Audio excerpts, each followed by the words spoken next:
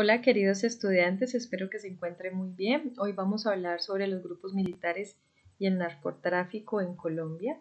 Entonces vamos a hablar un poco sobre, primero, qué es el paramilitarismo.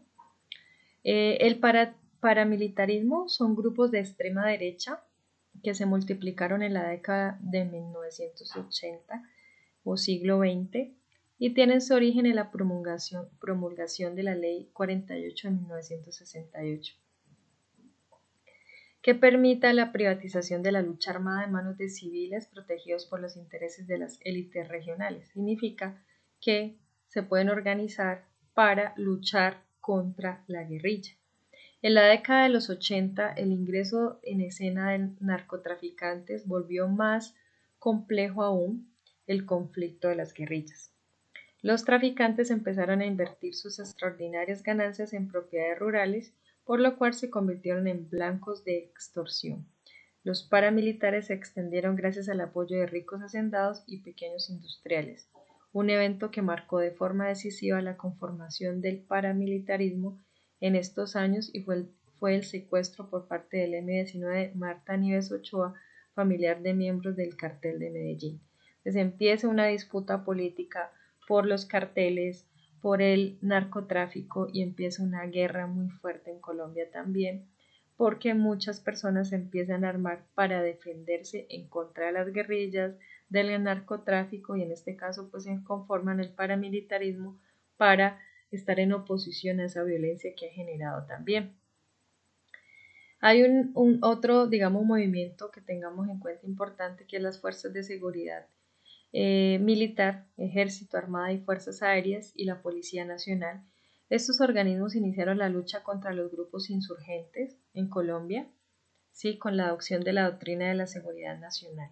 Entonces aquí se puede establecer que, digamos, estos grupos se organizaron para dar esa lucha contra esos grupos que se dedican al terrorismo, a sembrar, digamos, la violencia en Colombia, ¿no?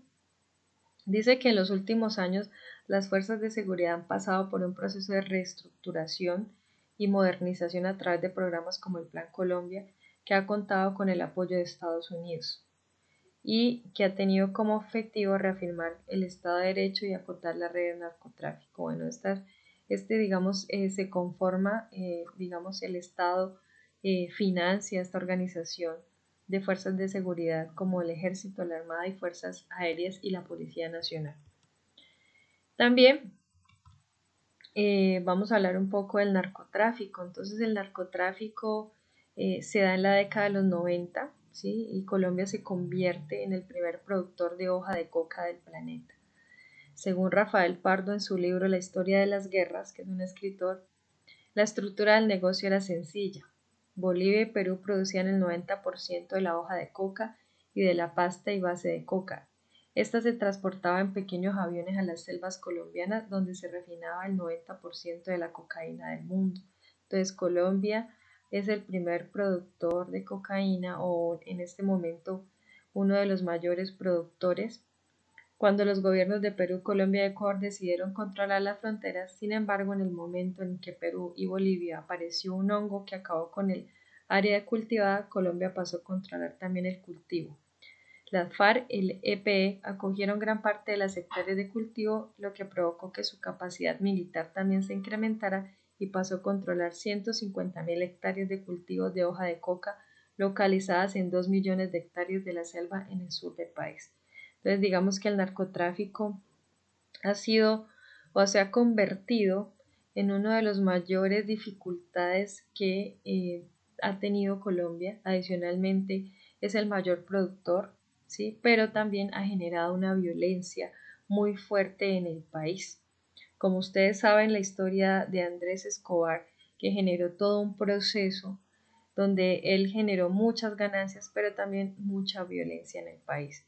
Entonces podemos decir que estas, digamos, grupos han generado aún más de la violencia que se ha venido presentando en la época histórica de Colombia.